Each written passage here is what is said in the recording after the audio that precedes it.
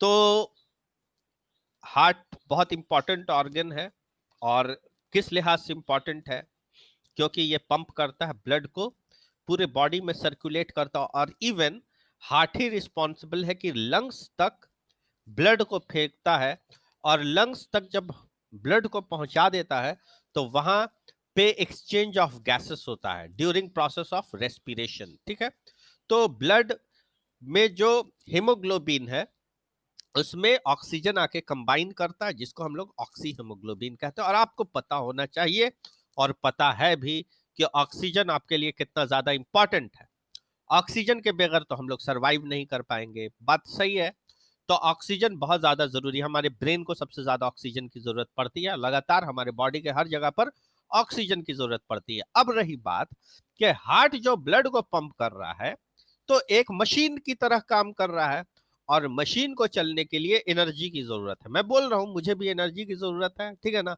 आप सुन रहे हैं, उसमें भी एनर्जी की जरूरत है, ठीक है। हार्ट को कौन सी एनर्जी चलाती है? तो हार्ट को चलाने वाली जो एनर्जी होती है वो इलेक्ट्रिक इंपल होती है, ठीक है। वो एक करंट होती है, ठीक।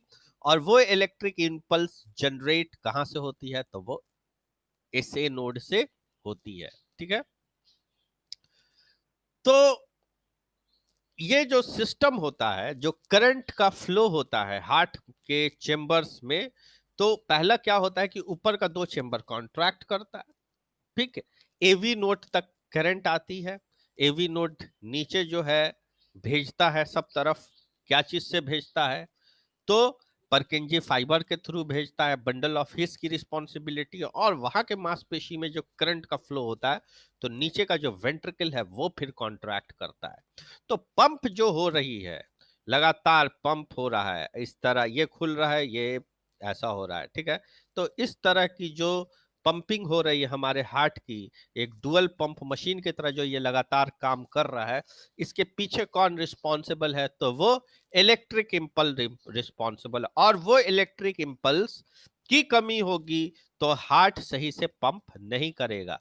तो क्या होगा? उसकी रिदम सही नहीं रहेगी, एरिदीमिया हो जाएगा, ठीक है ना।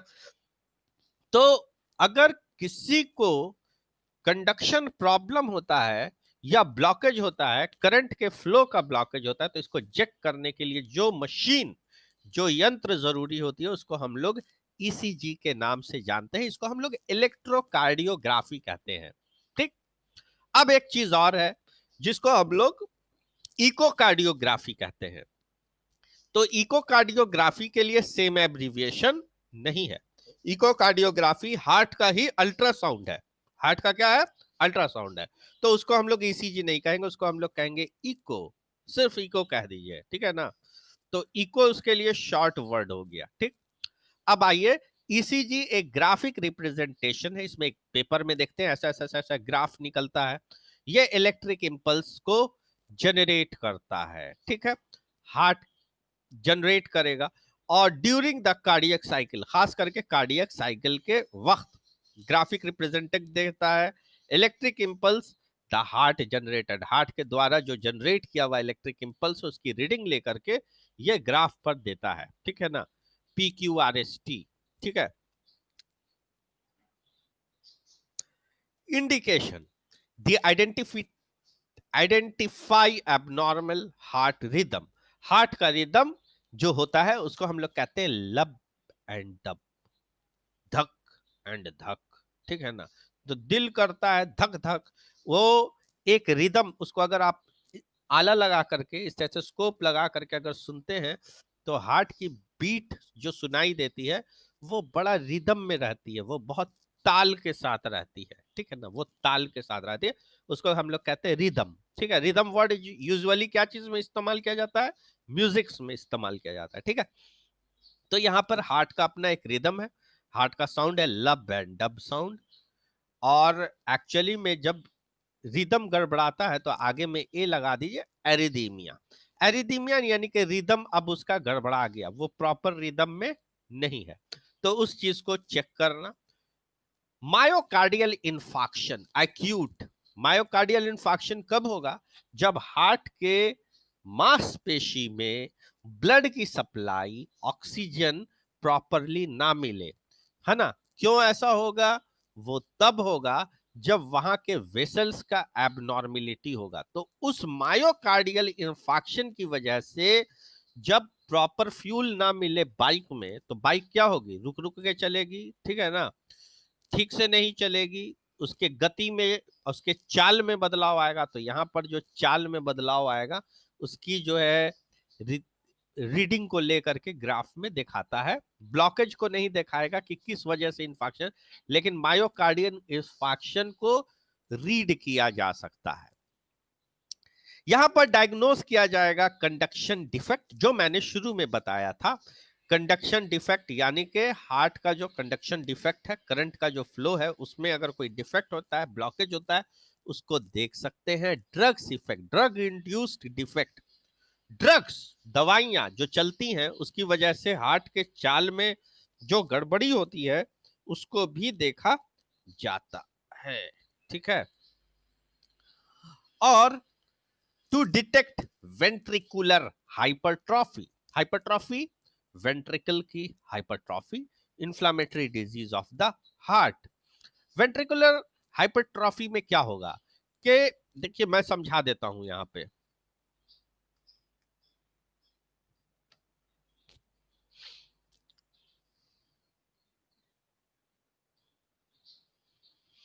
ये हार्ट है,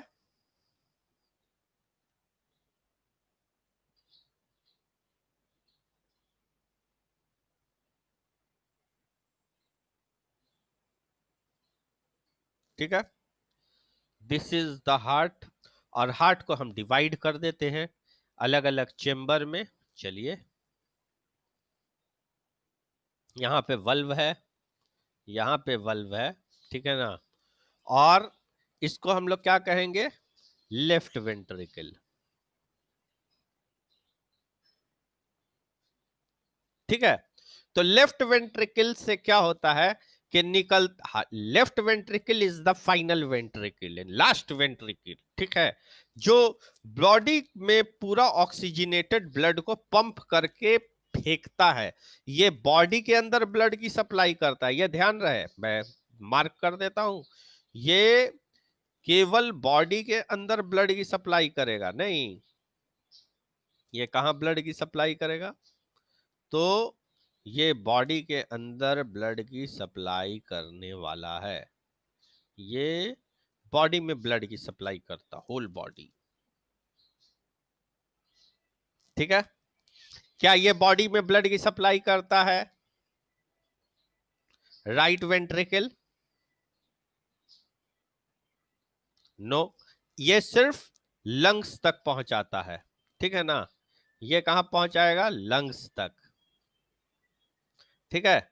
ये क्या करता है, पूरे बॉडी से रिसीव करता है, ये लेता है बॉडी से रिसीव करता है, ये पूरे बॉडी में पहुंचाता है, ठीक है।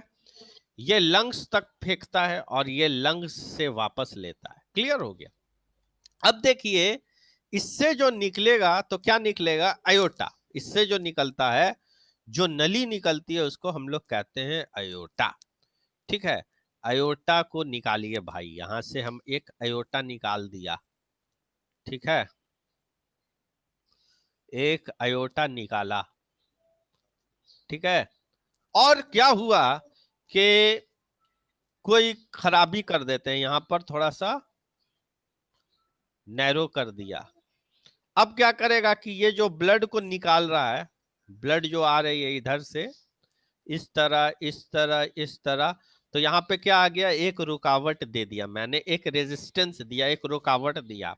कैसे दिया, ये आर्थ्रोस्क्लेरोसिस हो सकता है, ये थ्रोम्बोसिस हो सकता है, कोई भी ऐसा प्रॉब्लम हो, या यहाँ पर कोई मास डेवलप कर गया, कोई ट्यूमर डेवलप कर गया हो, या बाहर का कोई मास इसको दबा रहा हो, कोई भी वजह से ब्लड यहां से आकर के टकरा रही है और दबाव पड़ रहा है ना। क्या चीज में दबाव पड़ रहा है, तो ये दबाव अयोटा में पड़ रहा है। तो क्या होगा, दबाव पड़ने से वेंट्रिकल को ज्यादा मेहनत करना पड़ेगा, लेफ्ट वेंट्रिकल को क्या करना पड़ेगा, ज्यादा ताकत लगाना पड़ेगा। ज्यादा जब ताकत लगाना पड़ेगा तो ये लेफ्ट वेंट्रिकल साइज में बढ़ेगा, है ना।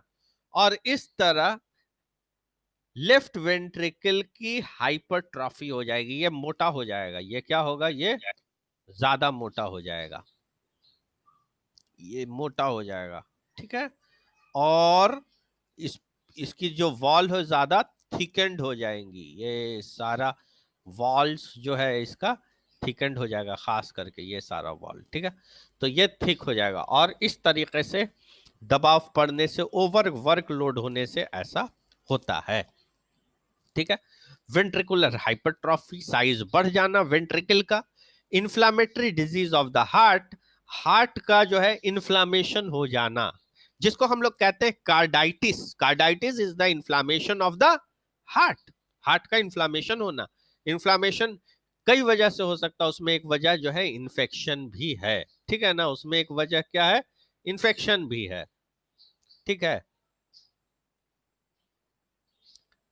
अब जो इक्विपमेंट है इसमें 12 लेड का ईसीजी मशीन, जो अच्छे कंडीशन में हो, जो वर्किंग कंडीशन में हो, अच्छे वर्किंग कंडीशन में हो। इलेक्ट्रोड जेली का इस्तेमाल किया जाता है। इलेक्ट्रोड जेली का क्यों इस्तेमाल किया जाता है? आप देखिएगा कि चेस्ट में अलग अलग जगह पर जो है इलेक्ट्रोड्स को जो लगाया जाता है, तो जेली होती है, उसको लगा करके यहाँ पे चिपका दिया जाता है, ठीक है। 12 लेड का ईसीजी मशीन होगी, उसको हाथ में लगाया जाता है, लेड को दोनों आर्म में लगाया जाता है, लेग्स में लगाया जाता है, और चेस्ट में जो साइट है, जो खास साइट है, वहां पर लगाया जाएगा, ठीक है। तो लगाने के बाद बटन दबाया जाता है और उसका जो रिपोर्ट है वो बाहर निकल जाता है। पेशेंट की प्रिपरेशन कैसे की जाती है? Explain to the patient, patient को एक्सप्लेन करेंगे purpose of the procedure, procedure के क्या पर्पस हैं, क्या इंपॉर्टेंस है प्रोसीजर का। द फिजिशियन और technician will perform the study, जो फिजिशियन होगा और टेक्नीशियन होगा वो उस अध्ययन को करेगा। फिजिशियन या technician will perform the study, study को परफॉर्म कराते हैं। द प्रोसीजर, ये जो जांच है ये लगभग 15 मिनट का जांच है। दैट इज नो फ्लूइड और फूड रिस्ट्रिक्शन, इसमें किसी तरह के फूड और फ्लूइड का रिस्ट्रिक्शन नहीं किया जाता है, ठीक है।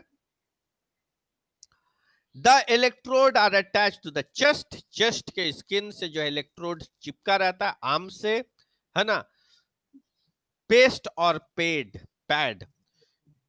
दैट नो डिस्कम्फर्ट, वहां पर किसी पेस्ट से या पैड से वो लगा रहता है, उसमें जेली लगाई जाती है, ठीक है। किसका माइक्रोफोन खुला हुआ है? Mute all. अब देखिए, जो इलेक्ट्रोड है वो अटैच रहेगा चेस्ट से, स्किन से, आर्म से, लेग से, और पेस्ट और pad that no discomfort is associated with the procedure, ये जो जांच होती है इसमें किसी तरह का भी कोई डिस्कम्फर्ट, तकलीफ नहीं होती, दर्द नहीं होता, पेशेंट को किसी तरह का कोई भी दर्द नहीं होता। फिजिकल प्रिपरेशन में क्या किया जाता है कि पेशेंट से हिस्ट्री ले लिया जाता है, अगर किसी तरह की कार्डियक डिसऑर्डर थी सस्पेक्टेड तो उसके बारे में पता किया जाता है। इंश्योर कर लिया जाता है कि assessment of cardiovascular system, cardiovascular system का असेसमेंट करेंगे। प्रोवाइड हॉस्पिटल गाउन, उसको हॉस्पिटल गाउन पहनाएंगे अगर जरूरी लगता है तो, ठीक है। प्रिकॉशन में take care if it is uncooperative patient, patient अगर कॉपरेट करने वाला नहीं है तो आपको उसके लिए ज्यादा केयर करने की जरूरत है या प्रिकॉशंस लेने की जरूरत है। Expose only patient chest, patient के चेस्ट के उतने हिस्से को खोले जहां पर इलेक्ट्रोड को लगाया जाएगा, जेल लगा करके प्रिपरेट करेंगे पेशेंट के स्किन को, वहां पर अप्लाई करेंगे जेल को और इलेक्ट्रोड को वहां वहां पे चिपकाया जाएगा, ठीक है। इलेक्ट्रोड क्या चीज से अटैच रहता है? तो वो अटैच रहता है वायर से, ठीक है।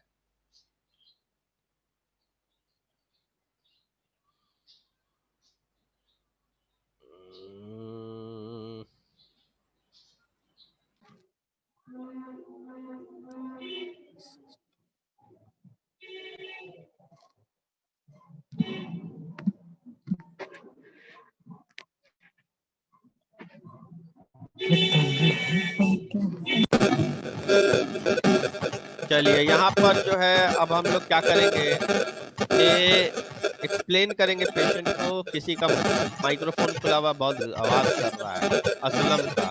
Mute all. माइक्रोफोन बंद रखिएगा तो आवाज क्लियर जाएगी। पर्पस प्रोसीजर का जानना चाहिए। फिजिशियन टेक्नीशियन परफॉर्म करेंगे। प्रोसीजर 15 मिनट तक चलेगा। कोई भी फ्लूइड फूड का रिस्ट्रिक्शन नहीं करेंगे। इलेक्ट्रोड्स अटैच होता है chest, skin, arm, leg, paste और पैड से। दैट नो डिस्कम्फर्ट एसोसिएटेड, वहां पर किसी तरह का कोई डिस्कम्फर्ट नहीं होगा। Physical preparation, obtain history of unknown suspected cardiac disorder. हम ऑब्टेन करेंगे पेशेंट हिस्ट्री जो कार्डियक डिसऑर्डर से रिलेटेड हो, कोई भी ऐसी। तो ये सारा जो बता ही दिया है मैंने। प्रिकॉशंस उनमें लेंगे जो अनकोऑपरेटिव पेशेंट है, पेशेंट के चेस्ट, आर्म और legs. Prepare patient skin, apply a small amount of electrode gel, apply electrode wire so tensions on the electrode is avoided, instruct patient to remove all pins and metallic articles। ये important है कि patient को जितने भी pins और metallic article है उसको हटाने के लिए कहा जाता है। जांच होने के बाद किस तरह का हम लोगों को प्रिकॉशन करना है या किस तरह का आफ्टर केयर, तो सारे इलेक्ट्रोड्स को हटा देंगे, जहां जहां पे पेस्ट लगा हुआ है उसको पोंछ देंगे किसी टॉवल से। मॉनिटर करेंगे हार्ट रेट को, हार्ट के रिदम को और पल्स को भी, ठीक है।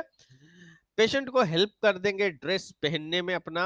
और no dysrhythmia and report the physician. अगर वहां पर कोई डिसएरिथमिया जैसा प्रॉब्लम है तो उसको अपने फिजिशियन को बताना है। डॉक्यूमेंटेशन में क्या है, ईसीजी का स्ट्राइप दे दिया जाता है, स्ट्रिप दे दिया जाता है ईसीजी का पेशेंट के रिपोर्ट के रूप में। फाइंडिंग और ऑब्जर्वेशन जो है उसका डॉक्यूमेंटेशन दे दिया जाता है, बीमारी को बता दिया जाता है।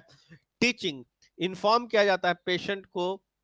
Inform patient that finding will be interpreted by the doctor. Patient को ये इन्फॉर्म कर दिया जाए कि आपके साथ जो रिपोर्ट दिया है वो वही लेके जाइए, मैं कुछ नहीं बता सकता। इसकी जो जांच है वो डॉक्टर साहब करेंगे, इसको इंटरप्रेट करेंगे डॉक्टर साहब, ठीक है। वो पहचानेंगे कि इसमें क्या दिक्कत है। Advice him to avoid anxiety.